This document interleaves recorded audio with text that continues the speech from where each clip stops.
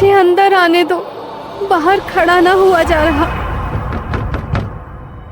कब से आपका नाम पुकार रही हूँ, आप दरवाजा ही ना खोलते। दो घड़ी बैठ लेने दो अपने पास।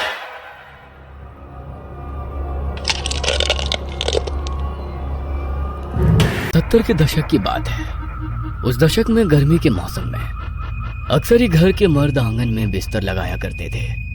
लेकिन जैसे ही मौसम करवट लेता, आंगन और छत दिन ढलते ही सुन पड़ जाते। नवंबर का पहला सप्ताह था। हल्की गुलाबी ठंड ने दस्तक दे दी थी। मोहन जिद पर अड़ा था कि वो अभी भी अपना बिस्तर बाहर आंगन में ही लगाएगा। बेटे के दिल की बात वसुंधरा खूब समझती थी। जानती थी रातों को मोहन आज भी पत्नी की याद में आंसू बहाता है। रुक्मणी की याद उसके दिल पर ऐसे बादल बनकर छाई थी कि उसकी मौत के बाद मोहन ने एक बार भी उसके कमरे में पांव नहीं रखा था। कमरे में पत्नी की याद उसे बेचैन ना करे, इसीलिए वो हर रोज आंगन में ही बिस्तर लगाता था। रात्रि का तीसरा पहर रहा होगा। कुंडापुर गांव में अपने दालान में चारपाई बिछाए मोहन गहरी नींद के आगोश में समाया हुआ था। मोहन इतनी गहरी नींद में था कि उसे आसपास होने वाली कोई भी हलचल सुनाई नहीं दे रही थी। नींद में उसे अचानक एहसास हुआ कि जैसे किसी ने उसका नाम लेकर उसे पुकारा है। एकाएक ही उसकी नींद टूटती है और वो घबरा कर उठकर बैठ जाता है। मोहन को बाहर आंगन का दरवाजा पीटने की लगातार आवाज सुनाई दे रही थी। इतनी रात को कौन आ गया जो ऐसे दरवाजा पीट रहा है?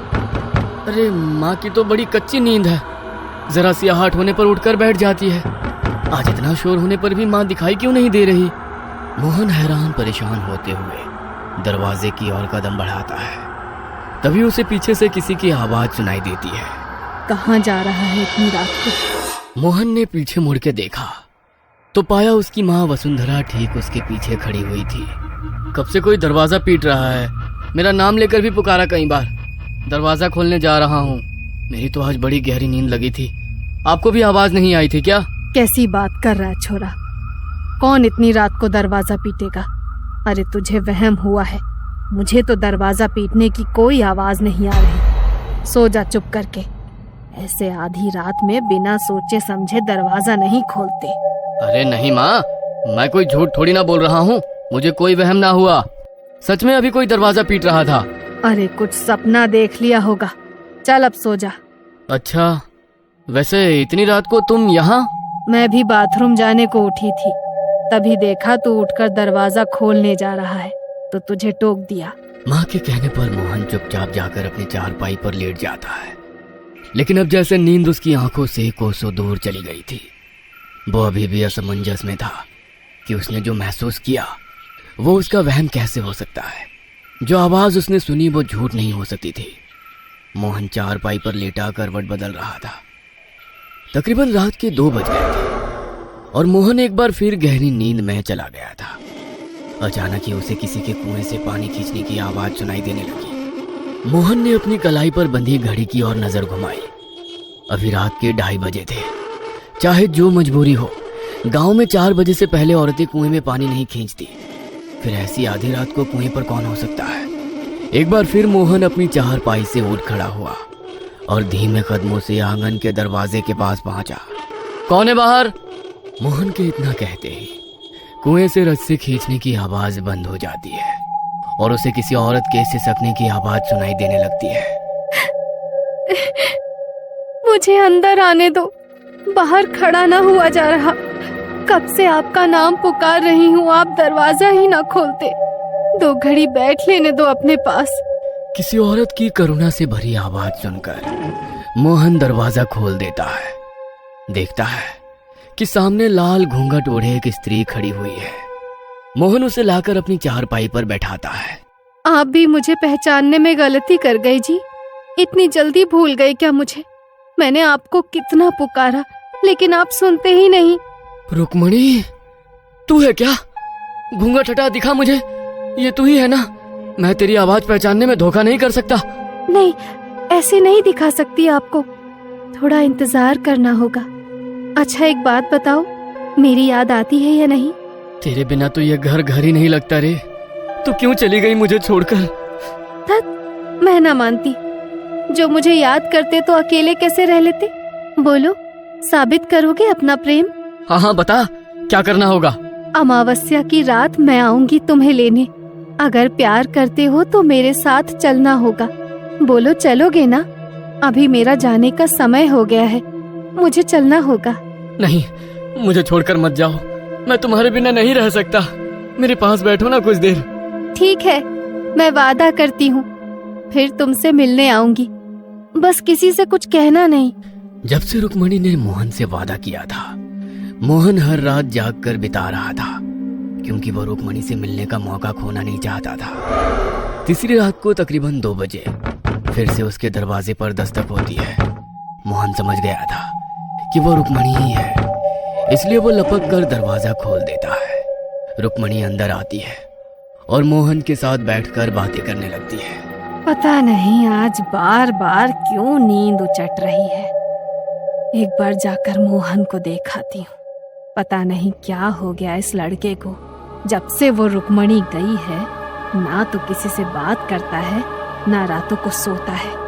मेरा तो बड़ा जी घबराता है उसके बारे में सोच सोच कर। मोहन की माँ बाहर आंगन की तरफ आती है तो देखती है कि मोहन चारपाई पर बैठा हुआ है। चारपाई के थोड़ा और करीब आने पर वसुंधरा देखती है कि दिन भर एक भी शब्द अपने मुंह से ना निकालने वाला मोहन आंगन में लगे खाली झूले की ओर मुंह करके जाने क्या बड़बड़ा रहा है, और झूला भी लगातार हिल रहा है। मोहन, यहाँ अकेले में बैठा क्या बड़बड़ा रहा है बेटा? चल अंदर चल, ठंड बढ़ रही है, यहाँ तबीयत खराब हो जाएगी। माँ, मैं अकेले नहीं था, वो रुक्मणी है ना यहाँ, उसके साथ बातें करते रात बड़े आराम से कट जाती है। क्या? रुक्मणी? कहाँ है रुक्मणी? वसुंधरा के इतना कहते ही हिलता हुआ झूला अचानक से रुक जाता है। लो, चली गई। उसे तुम्हारा यहाँ आना अच्छा नहीं लगा, तुम्हें गुस्से से देख रही थी। बेटे के मुंह से ऐसी बातें सुनने के बाद वसुंधरा के पैरों तले से जैसे जमीन खिसक गई थी। किसी तरह अपने आप को संभालते वो अंदर गई और जाकर अपने पति को जगाने लगी। अरे मोहन के बापू, अरे उठो। मैं कहती थी छोरे को अकेले बाहर आंगन में मत सोने दो, लेकिन आप लोगों ने मेरी एक बात पर भी गौर ना किया। अरे कुछ पता भी है क्या चल रहा है आपके छोरे के साथ? अरे भाग्यवान, क्या हो गया? क्यों आधी रात को शोर मचा रही हो? वसुंधरा कुछ भी कह पाती, इससे पहले ही उसे चक्कर आ जाते हैं और वो बेहोश होकर जमीन पर गिर पड़ती है। अगले दिन सुबह वसुंधरा को तेज बुखार ने जकड़ लिया था। उसकी हालत इतनी खराब थी कि मुंह से शब्द भी नहीं फूट रहे थे।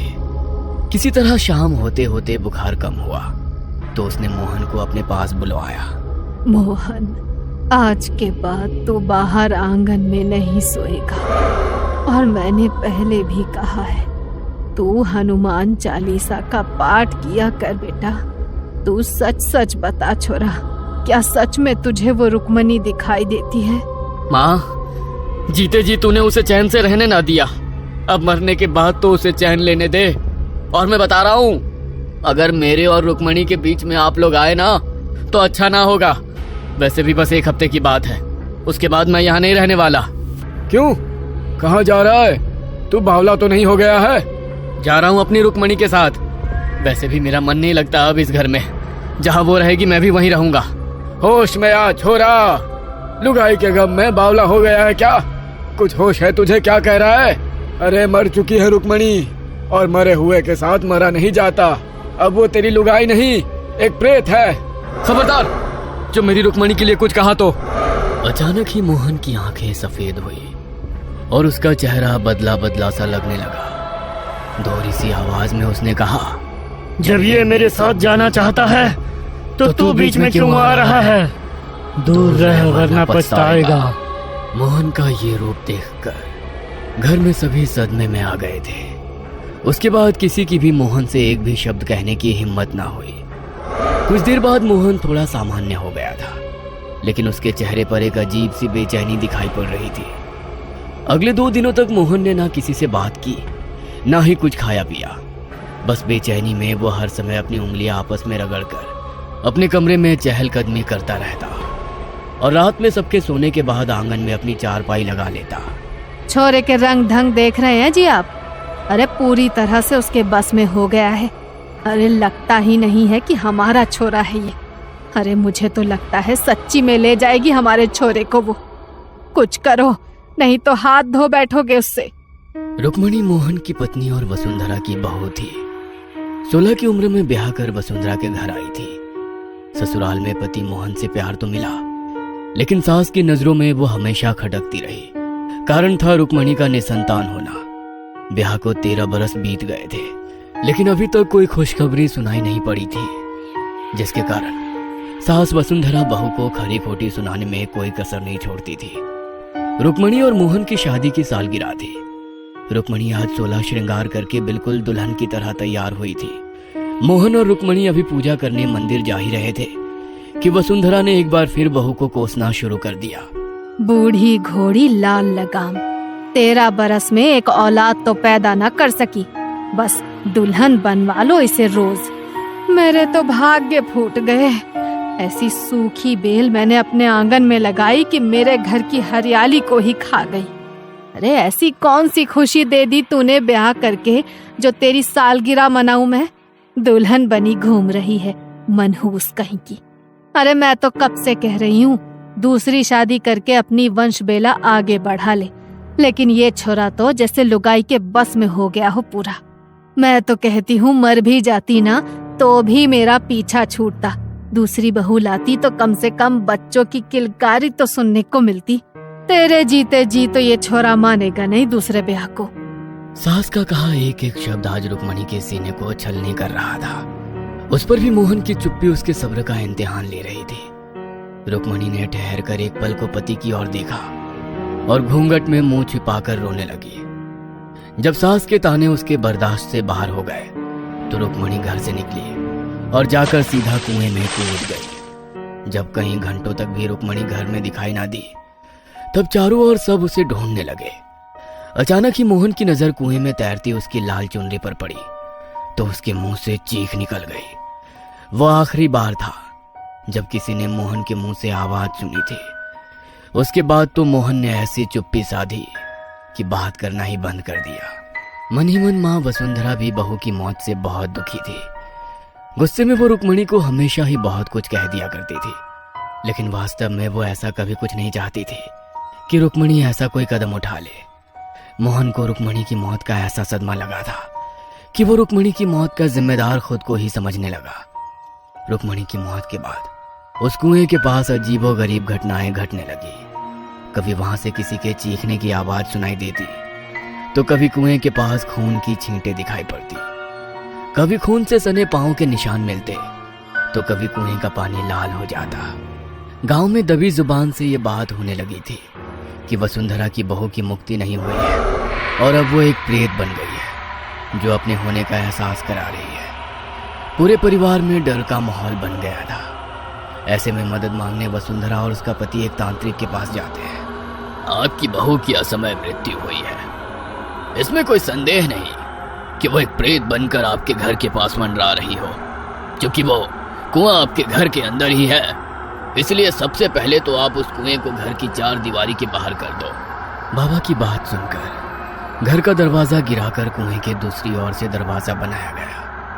अब घर के दरवाजे से कुछ ही कदम की दूरी पर ही कुआं था। सबके मन में डर तो अभी भी था, किंतु बाबा के ऊपर यकीन करने के अलावा फिलहाल कोई और चारा नहीं था।